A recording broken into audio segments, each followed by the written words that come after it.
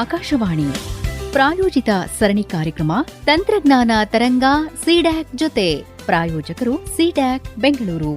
CDAC centre for development of advanced computing ಭಾರತ ಸರ್ಕಾರದ ministry of electronics and information technology ಅಡಿಯಲ್ಲಿ ಕಾರ್ಯನಿರ್ವಹಿಸುವ ದೇಶದ ಪ್ರಮುಖ ಸಂಶೋಧನೆ ಮತ್ತು ತಂತ್ರಜ್ಞಾನ ಅಭಿವೃದ್ಧಿ ಸಂಸ್ಥೆ. 3 ದಶಕಗಳಿಗಿಂತ ಹೆಚ್ಚು ಕಾಲದಿಂದ super computing, cyber security, artificial intelligence, quantum computing ಹಾಗೂ high performance computing, VLSI design, internet of things, AI systems ಹಾಗೂ ಕ್ವಾಂಟಮ್ ಟೆಕ್ನಾಲಜೀಸ್ ಕ್ಷೇತ್ರಗಳಲ್ಲಿ ಸಿಡ್ಯಾಕ್ ಬೆಂಗಳೂರು ಮಹತ್ವದ ಸಾಧನೆ ಮಾಡುತ್ತಿದೆ.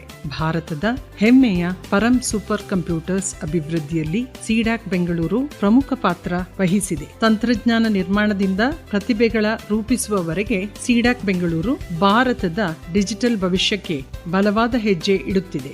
ಇದು ಸಿಡ್ಯಾಕ್ ಬೆಂಗಳೂರಿನ ವಿಶೇಷ ಕಾರ್ಯಕ್ರಮ. ತಂತ್ರಜ್ಞಾನಕ್ಕೆ ದಿಕ್ಕು ನೀಡುತ್ತಾ ಪ್ರತಿಭೆಗಳಿಗೆ ಶಕ್ತಿ ತುಂಬುತ್ತಿರುವ ಸಂಸ್ಥೆ. ಭಾರತದ ಸೂಪರ್ ಕಂಪ್ಯೂಟಿಂಗ್ ಎಕೋಸಿಸ್ಟಮ್ ನಿರ್ಮಾಣ ಕುರಿತು ಕಾರ್ಯಕ್ರಮದಲ್ಲಿ ಭಾಗವಹಿಸ್ತಾ ಇದ್ದಾರೆ Deepika HV, scientist F, associate project director, CDAC Bengaluru. ಶ್ರೋತೃಗಳೇ ನಮಸ್ಕಾರ. ಕಾರ್ಯಕ್ರಮಕ್ಕೆ ಸ್ವಾಗತ. ಕಳೆದ ವಾರ ತಂತ್ರಜ್ಞಾನಕ್ಕೆ ನಿರಾಕರಿಸಲ್ಪಟ್ಟ ನಂತರ ಭಾರತ ತನ್ನ ಮೊದಲ ಸ್ವದೇಶಿ ಸೂಪರ್ ಕಂಪ್ಯೂಟರ್ ಪರಂ 8000 ಅನ್ನು ಹೇಗೆ ನಿರ್ಮಾಣ ಮಾಡ್ತು ಅನ್ನೋ ಸ್ಫೂರ್ತಿದಾಯಕ ಕಥೆಯನ್ನ ನೀವೆಲ್ಲ ಕೇಳಿದ್ರಿ. ಆದ್ರೆ ಒಂದು ಯಶಸ್ವಿ ಸೂಪರ್ ಕಂಪ್ಯೂಟರ್ ನಿರ್ಮಿಸುವುದಷ್ಟೇ ಆರಂಭ. ನಿಜವಾದ ಸವಾಲು ಅದಕ್ಕಿಂತ ಬಹಳ ದೊಡ್ಡದಾಗಿರುತ್ತೆ. ಒಂದು ಸಂಪೂರ್ಣ ದೇಶ ಇನ್ನಷ್ಟು ವೇಗವಾದ, ಹೆಚ್ಚು ಶಕ್ತಿಶಾಲಿ ಸೂಪರ್ ಕಂಪ್ಯೂಟರ್ಗಳನ್ನ ಹೇಗೆ ನಿರ್ಮಾಣ ಮಾಡ್ತು ಅನ್ನೋದಕ್ಕಿಂತ ಸಂಪೂರ್ಣ ಸೂಪರ್ ಕಂಪ್ಯೂಟಿಂಗ್ ಪರಿಸರ ವ್ಯವಸ್ಥೆಯನ್ನ ಹೇಗೆ ನಿರ್ಮಿಸ್ತಾ ಇದೆ ಅನ್ನೋದನ್ನ ಕೂಡ ತಿಳ್ಕೋಬೇಕಾಗತ್ತೆ. ಈ ಮಾಹಿತಿಯನ್ನ ತಿಳಿಸೋದಕ್ಕೆ ಇವತ್ತಿನ ಕಾರ್ಯಕ್ರಮದಲ್ಲಿ ನಮ್ಮ ಜೊತೆಯಾಗಿದ್ದಾರೆ Deepika HV, scientist F, associate project director, CDAC Bengaluru. ನಮಸ್ಕಾರ, ಕಾರ್ಯಕ್ರಮಕ್ಕೆ ಸ್ವಾಗತ. ನಮಸ್ಕಾರ ಮೇಡಮ್. ಕಳೆದ ವಾರ ನೀವು ಭಾರತದ ಸೂಪರ್ ಕಂಪ್ಯೂಟಿಂಗ್ ಪಯಣದ ಬಗ್ಗೆ ತಿಳಿಸ್ಕೊಟ್ರೆ. ಇಂತಹ ದೊಡ್ಡ ತಂತ್ರಜ್ಞಾನ ಕಾರ್ಯಕ್ರಮಗಳನ್ನ ಭಾರತದಲ್ಲಿ ಹೇಗೆ ಕೈಗೊಳ್ಳಲಾಗ್ತಾ ಇದೆ ಅನ್ನೋದನ್ನ ತಿಳಿಸಬಹುದಾ? ಒಂದು ಉದಾಹರಣೆ ಜೊತೆಗೆ ವಿವರಿಸ್ತೀನಿ. ಒಂದು ಆಧುನಿಕ ನಗರವನ್ನು ನಿರ್ಮಿಸುತ್ತಿದ್ದೀರಿ ಎಂದು ಊಹಿಸಿ. ನಿಮಗೆ ಸಿಟಿ ಪ್ಲಾನರ್ಸ್, ಆರ್ಕಿಟೆಕ್ಟ್ಸ್, ಇಂಜಿನಿಯರ್ಗಳು, ವಿದ್ಯುತ್ ತಂತ್ರಜ್ಞರು, ಕಟ್ಟಡ ನಿರ್ಮಾಣಕಾರರು, ಶಿಕ್ಷಕರು, ವೈದ್ಯರು ಮತ್ತು ಸಾವಿರಾರು ನುರಿತ ಕಾರ್ಮಿಕರು ಬೇಕಾಗುತ್ತಾರೆ. ಆಗ ಮಾತ್ರ ಒಂದು ನಗರ ನಿರ್ಮಿಸಲು ಸಾಧ್ಯ. ಅದೇ ರೀತಿ ಸೂಪರ್ ಕಂಪ್ಯೂಟಿಂಗ್ ಎಕೋಸಿಸ್ಟಮ್ ನಿರ್ಮಿಸಲು ಬಯಾಲಜಿಸ್ಟ್ಗಳು, mathematicians, structural engineers, civil engineers, computational scientist, computer ಇಂಜಿನಿಯರ್ಗಳು, ರಿಸರ್ಚ್ ಬೇಸ್ಡ್ ವಿಶ್ವವಿದ್ಯಾಲಯಗಳು, ಕೈಗಾರಿಕೆಗಳು ಹಾಗೂ ಸರ್ಕಾರಿ ಸಂಸ್ಥೆಗಳು ಎಲ್ಲರೂ ಒಟ್ಟಾಗಿ ಕೆಲಸ ಮಾಡಬೇಕು. ಆದ್ದರಿಂದ ಇವುಗಳನ್ನು ಭಾರತ ಸರ್ಕಾರದ ಮಿಷನ್ ಕಾರ್ಯಕ್ರಮಗಳಾಗಿ ನಡೆಸಲಾಗುತ್ತದೆ. ಪ್ರಸ್ತುತ ನಡೆಯುತ್ತಿರುವ ಮಿಷನ್ ಅನ್ನು ನ್ಯಾಷನಲ್ ಸೂಪರ್ ಕಂಪ್ಯೂಟಿಂಗ್ ಮಿಷನ್ ಎಂದು ಕರೆಯಲಾಗುತ್ತದೆ. ಇದರ ಉದ್ದೇಶ ಕೇವಲ ಕಂಪ್ಯೂಟರ್ಗಳನ್ನು ನಿರ್ಮಿಸುವುದಲ್ಲ, ಭಾರತದ capability and capacity building in advanced computing ಇದರ ಉದ್ದೇಶ. ಇನ್ನು ರಾಷ್ಟ್ರೀಯ ಸೂಪರ್ ಕಂಪ್ಯೂಟಿಂಗ್ ಮಿಷನ್ ಅಂತ ಹೇಳಿದ್ರಲ್ಲ, ಇದು ನಿಖರವಾಗಿ ಏನು ಅಂತ ಇನ್ನಷ್ಟು ವಿವರಣೆ ನೀಡಬಹುದಾ? ಭಾರತವು ಆರಂಭದಲ್ಲಿ ಮಾಡಿದಂತೆ ಕೇವಲ ಒಂದು ಶಕ್ತಿಶಾಲಿ ಸೂಪರ್ ಕಂಪ್ಯೂಟರ್ ನಿರ್ಮಿಸುವುದನ್ನು ಆಯ್ಕೆ ಮಾಡಲಿಲ್ಲ. ಬದಲಾಗಿ ಈ ಮಿಷನ್ ಸಂಪೂರ್ಣ ಎಕೋಸಿಸ್ಟಮ್ ಅಥವಾ ವ್ಯವಸ್ಥೆಯನ್ನು ನಿರ್ಮಿಸುತ್ತೆ. ಇದು 4 ಪ್ರಮುಖ ಕ್ಷೇತ್ರಗಳು ಅಥವಾ ಸ್ತಂಭಗಳು ಬೇಕಾಗುತ್ತೆ ಇದನ್ನು ಪೂರ್ಣಗೊಳಿಸಲು. ಮೊದಲನೆಯದಾಗಿ ದೇಶದಾದ್ಯಂತ ಶಕ್ತಿಶಾಲಿ ಸೂಪರ್ ಕಂಪ್ಯೂಟರ್ಗಳನ್ನು ನಿರ್ಮಿಸುವುದು. ಇದುವರೆಗೆ 39 ಸೂಪರ್ ಕಂಪ್ಯೂಟರ್ಗಳನ್ನು ಸ್ಥಾಪಿಸಲಾಗಿದೆ. ಒಂದು ಸ್ವಾರಸ್ಯಕರ ವಿಷಯ ಏನು ಗೊತ್ತಾ? ನ್ಯಾಷನಲ್ ಸೂಪರ್ ಕಂಪ್ಯೂಟಿಂಗ್ ಮಿಷನ್ ಅಡಿಯಲ್ಲಿ ಭಾರತದ ಅತಿ ದೊಡ್ಡ ಸೂಪರ್ ಕಂಪ್ಯೂಟರ್ ಬೆಂಗಳೂರಿನಲ್ಲಿ ಸ್ಥಾಪಿಸಲಾಗಿದೆ. ಎರಡನೆಯದಾಗಿ ಸಂಪೂರ್ಣವಾಗಿ ಆಮದುಗಳ ಅಥವಾ ಇಂಪೋರ್ಟೆಡ್ ಸರ್ವರ್ಗಳ ಮೇಲೆ ಅವಲಂಬಿಸದೆ ನಮ್ಮದೇ ತಂತ್ರಜ್ಞಾನ ಮತ್ತು ತಂತ್ರಾಂಶವನ್ನು ಅಭಿವೃದ್ಧಿಪಡಿಸುವುದು. ಮೂರನೆಯದಾಗಿ ದೇಶದ ನೈಜ ಸಮಸ್ಯೆಗಳನ್ನು ಅಂದರೆ ಸೊಸೈಟಲ್ ಪ್ರಾಬ್ಲಮ್ಸ್ ಪರಿಹರಿಸಲು ಸಹಾಯ ಮಾಡುವುದು. ನಾಲ್ಕನೆಯದು ಮುಂದಿನ ತಲೆಮಾರನ್ನು ಬೆಂಬಲಿಸಲು ತಂತ್ರಜ್ಞಾನಗಳ ತರಬೇತಿಯನ್ನು ವಿದ್ಯಾರ್ಥಿಗಳಿಗೆ, ಪ್ರೊಫೆಸರ್ಗಳಿಗೆ ಮತ್ತು ಸಂಶೋಧಕರಿಗೆ ನೀಡುವುದು. ಈ 4 ಸ್ತಂಭಗಳು ಭಾರತವನ್ನು ಇನ್ನಷ್ಟು ಸ್ವಾವಲಂಬಿಯನ್ನಾಗಿಸುತ್ತದೆ. ರಾಷ್ಟ್ರೀಯ ಸೂಪರ್ ಕಂಪ್ಯೂಟಿಂಗ್ ಮಿಷನ್ ಅಂದ್ರೆ ಏನು ಅಂತ ತಿಳಿಸಿದ್ರಿ, ಯಾವ್ಯಾವ ಕ್ಷೇತ್ರದಲ್ಲಿ ಕೆಲಸ ಮಾಡೋದಕ್ಕೆ ಇದನ್ನ ಅಭಿವೃದ್ಧಿ ಪಡಿಸಲಾಗಿದೆ ಅನ್ನೋದನ್ನ ಹೇಳಿದ್ರಿ. ಆದ್ರೆ ಈ ಮಿಷನ್ ಇದುವರೆಗೆ ಏನು ಸಾಧನೆ ಮಾಡಿದೆ ಅನ್ನೋದು ಕೂಡ ನಮ್ಮ ಶ್ರೋತೃಗಳಿಗೆ ತಿಳಿಸಿದ್ರೆ ಅವ್ರಿಗೂ ಇನ್ನಷ್ಟು ಅರ್ಥ ಮಾಡ್ಕೊಳ್ಳಕ್ಕೆ ಸಾಧ್ಯವಾಗುತ್ತೆ ಅಂತ ಅನ್ಸತ್ತೆ. ಇದರ ಪ್ರಗತಿ ಗಮನಾರ್ಹವಾಗಿದೆ. ಈ ಮಿಷನ್ ಆರಂಭವಾದಾಗ ಒಂದು ಪ್ರಮುಖ ಪ್ರಶ್ನೆ ಅದರ ಮುಂದಿತ್ತು. ಭಾರತವು ಕೇವಲ ಒಂದು ಅತಿ ದೊಡ್ಡ ಸೂಪರ್ ಕಂಪ್ಯೂಟರ್ ಅನ್ನು ನಿರ್ಮಿಸಬೇಕೆ, ಅಥವಾ ದೇಶದಾದ್ಯಂತ ಅನೇಕ ಸಂಶೋಧಕರಿಗೆ ಉನ್ನತ ಕಾರ್ಯಕ್ಷಮತೆಯ ಸೂಪರ್ ಕಂಪ್ಯೂಟರ್ಗಳ ಆಕ್ಸೆಸ್ಗೆ ಅವಕಾಶ ದೊರಕಬೇಕೆ ಅಂತ. NSM ಎರಡನೇ ಮಾರ್ಗವನ್ನು ಆಯ್ಕೆ ಮಾಡಿಕೊಂಡಿತ್ತು. ಅದರ ಫಲಿತಾಂಶವಾಗಿ ಇಂದು 39ಕ್ಕೂ ಹೆಚ್ಚು ಪರಂ ಸೂಪರ್ ಕಂಪ್ಯೂಟರ್ಗಳನ್ನು ವಿಶ್ವವಿದ್ಯಾಲಯಗಳು ಮತ್ತು ಸಂಶೋಧನಾ ಸಂಸ್ಥೆಗಳಲ್ಲಿ ಸ್ಥಾಪಿಸಲಾಗಿದೆ. ಇದರ ಅರ್ಥ ಬೆಂಗಳೂರಿನ ಒಬ್ಬ ವಿದ್ಯಾರ್ಥಿ, ಗುವಾಹಟಿಯಲ್ಲಿ ಇರುವ ಒಬ್ಬ ಸಂಶೋಧಕ ಅಥವಾ ಜಮ್ಮುವಿನಲ್ಲಿ ಇರುವ ಒಬ್ಬ ವಿಜ್ಞಾನಿ ಇವರೆಲ್ಲರೂ ಸೂಪರ್ ಕಂಪ್ಯೂಟಿಂಗ್ ಸೌಲಭ್ಯಗಳನ್ನು ಅವರ ಹತ್ತಿರದ ನಗರಗಳಲ್ಲಿರುವ ಸಂಸ್ಥೆಗಳಿಂದ ಬಳಸಿಕೊಳ್ಳಬಹುದು. ಇದರಿಂದ ಸಂಶೋಧನೆ ಇನ್ನಷ್ಟು ವೇಗವಾಗುತ್ತದೆ, ಹೊಸತನ ದೇಶದ ಪ್ರತಿಯೊಂದು ಪ್ರದೇಶಕ್ಕೂ ತಲುಪುತ್ತದೆ. ಇದು ಒಂದು ರಾಷ್ಟ್ರೀಯ ಮಿಷನ್ನ ನಿಜವಾದ ಶಕ್ತಿ. ಕಳೆದ ವಾರ ಮಾತಾಡ್ತಾ ರುದ್ರ ಅನ್ನೋ ಒಂದು ಪದವನ್ನ ಉಪಯೋಗಿಸಿದ್ರಿ.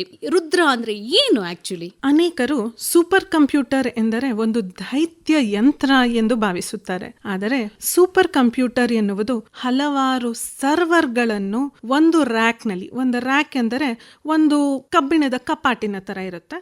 ಆ ಕಪಾಟಿನಲ್ಲಿ ಒಂದರ ಮೇಲೊಂದು ಜೋಡಿಸಲಾದ ಅನೇಕ ಸರ್ವರ್ಗಳು. ಈ ಸರ್ವರ್ಗಳು ಪರಸ್ಪರ ಒಟ್ಟಾಗಿ ಕೆಲಸ ಮಾಡಲು ನೆಟ್ವರ್ಕ್ ಮೂಲಕ ಸಂಪರ್ಕ ಕಲ್ಪಿಸಲಾಗಿರುತ್ತೆ. ಹಿಂದೆ ಭಾರತವು ಈ ಸರ್ವರ್ಗಳನ್ನು ವಿದೇಶಗಳಿಂದ ತರಿಸಿ ಅವನ್ನು ಹಾರ್ಡ್ವೇರ್ ಮತ್ತು ಸಾಫ್ಟ್ವೇರ್ಗಳಿಂದ ಒಟ್ಟಾಗಿ ಕೂಡಿಸುತ್ತಿತ್ತು.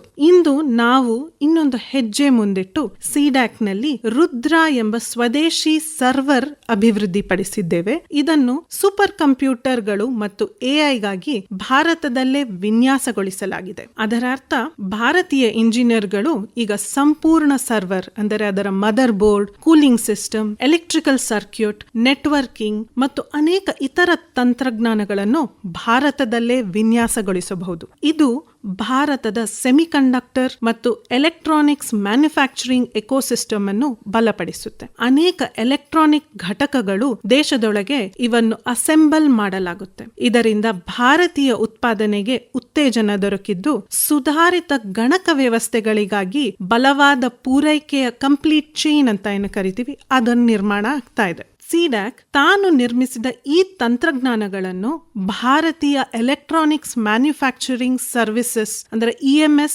ಪಾಲುದಾರರಿಗೆ ವರ್ಗಾಯಿಸುತ್ತೆ. ಇದು ಭಾರತದಲ್ಲಿ ಕೈಗಾರಿಕಾ ಸಾಮರ್ಥ್ಯವನ್ನು ಹೆಚ್ಚಿಸುತ್ತೆ. ಅದರೊಂದಿಗೆ ಸ್ಕಿಲ್ಡ್ ಮ್ಯಾನ್ ಪವರ್ ಅಭಿವೃದ್ಧಿಯಾಗುತ್ತೆ.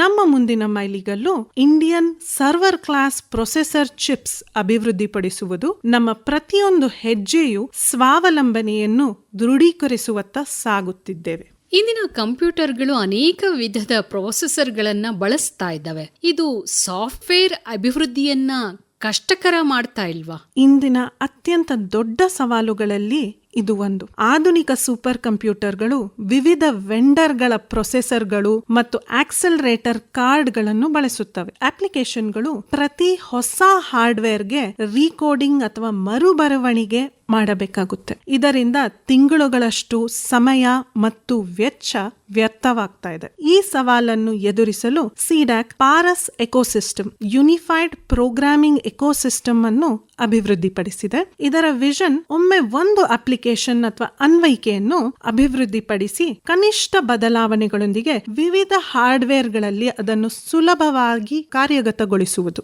ಇದರಿಂದ ಅಪ್ಲಿಕೇಶನ್ ಡೆವಲಪರ್ಸ್ಗೆ ತಮ್ಮ ಕೆಲಸಕ್ಕೆ ಅತ್ಯುತ್ತಮ ಕಂಪ್ಯೂಟಿಂಗ್ ಹಾರ್ಡ್ವೇರ್ ಆಯ್ಕೆ ಮಾಡುವ ಸ್ವಾತಂತ್ರ್ಯ ದೊರಕುತ್ತೆ ಮತ್ತು ಒಂದೇ ಹಾರ್ಡ್ವೇರ್ ತಂತ್ರಜ್ಞಾನದ ಮೇಲಿನ ಅವಲಂಬನೆ ಕಡಿಮೆ ಆಗುತ್ತೆ. ಇದನ್ನು ನಮ್ಮ super computing software stack Pinaka studio ಜೊತೆಗೆ ಎಲ್ಲಾ NSM ಸೂಪರ್ ಕಂಪ್ಯೂಟರ್ಗಳಲ್ಲಿ ಇನ್ಸ್ಟಾಲ್ ಮಾಡಲಾಗಿದೆ. ವಿದ್ಯಾರ್ಥಿಗಳು ಮತ್ತು ಸಂಶೋಧಕರು ಈ ಕಾರ್ಯಕ್ಕೆ ಏನಾದ್ರೂ ಕೊಡುಗೆಯನ್ನ ನೀಡಬಹುದಾ? ಯಾಕೆಂದ್ರೆ ಕಾರ್ಯಕ್ರಮ ಕೇಳ್ತಾ ಇರೋರಿಗೆ ಅನ್ಸುತ್ತೆ ಇಷ್ಟೆಲ್ಲ ಯೋಜನೆಗಳು, ಕಾರ್ಯಕ್ರಮಗಳು ನಡೀತಾ ಇದೆ, ನಾವು ಏನಾದ್ರೂ ಇದಕ್ಕೆ ಭಾಗಿ ಆಗಬಹುದಾ? ಸೊ ಈ ತರ ವಿದ್ಯಾರ್ಥಿಗಳಿಗೆ ಮತ್ತು ನಮ್ಮ ಸಂಶೋಧಕರಿಗೆ ಈ ಕಾರ್ಯಕ್ರಮಕ್ಕೆ ಕೈ ಜೋಡಿಸೋದಕ್ಕೆ ಅವಕಾಶವಿದೆಯಾ? ಖಂಡಿತವಾಗಿಯೂ. ಯಾವುದೇ ಸಂಸ್ಥೆ ಭವಿಷ್ಯದ ತಂತ್ರಜ್ಞಾನಗಳನ್ನು ಒಂಟಿಯಾಗಿ ನಿರ್ಮಿಸಲು ಸಾಧ್ಯವಿಲ್ಲ. ಅತ್ಯುತ್ತಮ ಸಾಫ್ಟ್ವೇರ್ ಸಾವಿರಾರು ಜನರು ನಿರಂತರವಾಗಿ ಒಟ್ಟಾಗಿ ಅದನ್ನು ಸುಧಾರಿಸುವುದರಿಂದ ಬೆಳೆಯುತ್ತೆ. ಅದಕ್ಕಾಗಿಯೇ ಸಿಡ್ಯಾಕ್ ಪಾರಸ್ ಎಕೋಸಿಸ್ಟಮ್ ಅನ್ನು ಓಪನ್ ಸೋರ್ಸ್ ಯೋಜನೆಯಾಗಿ ಬಿಡುಗಡೆ ಮಾಡಿದೆ. ಇಂದು ವಿದ್ಯಾರ್ಥಿಗಳು, ಪ್ರೊಫೆಸರ್ಸ್, ಸಂಶೋಧಕರು, ಸ್ಟಾರ್ಟ್ಅಪ್ಸ್ ಮತ್ತು ಸಾಫ್ಟ್ವೇರ್ ಡೆವಲಪರ್ಸ್ ಎಲ್ಲರೂ ಇದರ ಡೆವಲಪ್ಮೆಂಟ್ಗೆ ಕಾಂಟ್ರಿಬ್ಯೂಟ್ ಮಾಡಬಹುದು. ಇದನ್ನ github.com/paras PARAS-ecosystem ವೆಬ್ಸೈಟ್ ಅನ್ನು ವಿಸಿಟ್ ಮಾಡಿ ಅಲ್ಲಿ ಲಿಸ್ಟ್ ಮಾಡಿರುವ ಸಮಸ್ಯೆಗಳನ್ನು ನೀವು ಪರಿಹರಿಸಬಹುದು. ಪ್ರತಿಯೊಂದು ಕೊಡುಗೆಯು ಭಾರತದ ಸೂಪರ್ ಕಂಪ್ಯೂಟಿಂಗ್ ಸಾಫ್ಟ್ವೇರ್ ಎಕೋಸಿಸ್ಟಮ್ ಅನ್ನು ಇನ್ನಷ್ಟು ಬಲಪಡಿಸುತ್ತೆ. ಕೇಳ್ತಾ ಇದ್ದೀರಲ್ಲ ಶ್ರೋತೃಗಳೇ, ಸೂಪರ್ ಕಂಪ್ಯೂಟರ್ಸ್ ಹೇಗೆ ಆರಂಭವಾಯಿತು, ಹಾಗೇನೆ ಸೂಪರ್ ಕಂಪ್ಯೂಟಿಂಗ್ ಸಾಫ್ಟ್ವೇರ್ ಎಕೋಸಿಸ್ಟಮ್ ಹೇಗೆ ಕಾರ್ಯನಿರ್ವಹಿಸ್ತಾ ಇದೆ, ಇದರಲ್ಲಿ ನಮ್ಮ ವಿದ್ಯಾರ್ಥಿಗಳು, ಸಂಶೋಧಕರು ಏನೆಲ್ಲ ಕೊಡುಗೆಗಳನ್ನ ನೀಡಬಹುದು ಅನ್ನೋದನ್ನ ತಿಳ್ಕೊಂಡ್ರೆ ಮುಂದಿನ ವಾರ ಮತ್ತಷ್ಟು ಮಗದಷ್ಟು ಮಾಹಿತಿಯನ್ನ ನಿಮಗಾಗಿ ತರ್ತೀವಿ. ಇಷ್ಟೊತ್ತು ಮಾಹಿತಿ ನೀಡಿದ ದೀಪಿಕಾ HV ಅವರಿಗೆ ಧನ್ಯವಾದಗಳು. ನಮಸ್ಕಾರ. ನಮಸ್ಕಾರ. ಭಾರತದ ಸೂಪರ್ ಕಂಪ್ಯೂಟಿಂಗ್ ಎಕೋಸಿಸ್ಟಮ್ ನಿರ್ಮಾಣ ಕುರಿತು ಕಾರ್ಯಕ್ರಮದಲ್ಲಿ ಇದುವರೆಗೂ ಭಾಗವಹಿಸಿದ್ದವರು Deepika HV, scientist F, associate project director, CDAC Bengaluru. ಇವರೊಂದಿಗೆ ನಿರ್ಮಲಾ S. ತಂತ್ರಜ್ಞಾನ ತರಂಗ ಸಿಡ್ಯಾಕ್ ಜೊತೆ ಈ ಜರ್ನಿಯಲ್ಲಿ ನಮ್ಮ ಜೊತೆ ಸೇರಿಕೊಳ್ಳಿ. ಕಲಿಯಲು ಆಸಕ್ತಿ ಹೊಂದಿರುವ ವಿದ್ಯಾರ್ಥಿಗಳು ಸಿಡ್ಯಾಕ್ ಬೆಂಗಳೂರಿಗೆ ಬಂದು ಕಲಿಯಬಹುದು. ಪ್ರತಿಭಾವಂತರು ನಮ್ಮ ಸಂಸ್ಥೆಗೆ ಅರ್ಜಿ ಸಲ್ಲಿಸಿ ಸೇರಬಹುದು. ನೀವು www.cdac.in ನಲ್ಲಿ ಅರ್ಜಿ ಸಲ್ಲಿಸಬಹುದು. ಹಾಗೆಯೇ ಸ್ಟಾರ್ಟ್ಅಪ್ಗಳು, ಸಾಫ್ಟ್ವೇರ್ ಕಂಪನಿಗಳು ಮತ್ತು ವಿದ್ಯಾಸಂಸ್ಥೆಗಳು ಸಂಶೋಧನೆ ಹಾಗೂ ವಿವಿಧ ಚಟುವಟಿಕೆಗಳಲ್ಲಿ ಸಿಡ್ಯಾಕ್ ಬೆಂಗಳೂರಿನೊಂದಿಗೆ ಭಾಗವಹಿಸಬಹುದು. ಇದರ ಜೊತೆಗೆ ACTS advanced computing training school ಮೂಲಕ ಭವಿಷ್ಯದ ತಂತ್ರಜ್ಞಾನ ತಜ್ಞರನ್ನು ರೂಪಿಸಲಾಗುತ್ತಿದೆ. ಸಿಡ್ಯಾಕ್ ಬೆಂಗಳೂರಿನ ಪ್ರಮುಖ post graduate certificate programmes, PG certificate programme in advanced computing, PG certificate programme in embedded systems design, PG certificate programme in big data analytics, PG certificate programme in IT infrastructure systems and security, PG certificate programme in artificial intelligence. ಈ ಕೋರ್ಸ್ಗಳಿಗೆ placement support ಅನ್ನು ಕೊಡಲಾಗುತ್ತದೆ. ಹಾಗೂ high performance computing, machine learning ಮತ್ತು cyber security ಕ್ಷೇತ್ರಗಳಲ್ಲಿ advanced course ಕೂಡ ಲಭ್ಯವಿದೆ. Practical learning, ಕೈಗಾರಿಕಾ ಅವಶ್ಯಕತೆಗಳಿಗೆ ಹೊಂದಾಣಿಕೆ ಹಾಗೂ ಉತ್ತಮ ಉದ್ಯೋಗಾವಕಾಶಗಳ ಮೂಲಕ ACTS ಸಾವಿರಾರು ವಿದ್ಯಾರ್ಥಿಗಳ ಭವಿಷ್ಯ ರೂಪಿಸುತ್ತಿದೆ. ನಿಮ್ಮ ಪ್ರಶ್ನೆಗಳನ್ನು ಈ ಇಮೇಲ್ ಐಡಿಗೆ ಕಳುಹಿಸಿ tp-blr@cdac.in ಅಥವಾ ಈ ನಂಬರ್ಗೆ ವಾಟ್ಸ್ಆಪ್ ಮಾಡಿ 8050555639. ನಿಮ್ಮ ಪ್ರಶ್ನೆಗಳು ನಿಮಗೆ ಮಾತ್ರ ಅಲ್ಲ, ಬೇರೆಯವರಿಗೂ ಉಪಯೋಗವಾಗಬಹುದು. ಒಂದು ನೀರಿನ ಹನಿ ಅಲೆಯನ್ನು ಸೃಷ್ಟಿಸುತ್ತದೆ. ಅಲೆಯು ಒಂದು ತರಂಗವಾಗುತ್ತದೆ. ತರಂಗವು ತೀರವನ್ನೇ ಬದಲಾಯಿಸಬಹುದು. ಒಟ್ಟಿಗೆ ಕಲಿಯೋಣ, ಒಟ್ಟಿಗೆ ಬೆಳೆಯೋಣ ಮತ್ತು ತಂತ್ರಜ್ಞಾನ ತರಂಗದ ಒಟ್ಟಿಗೆ ಮುಂದೆ ಸಾಗೋಣ. ಧನ್ಯವಾದಗಳು.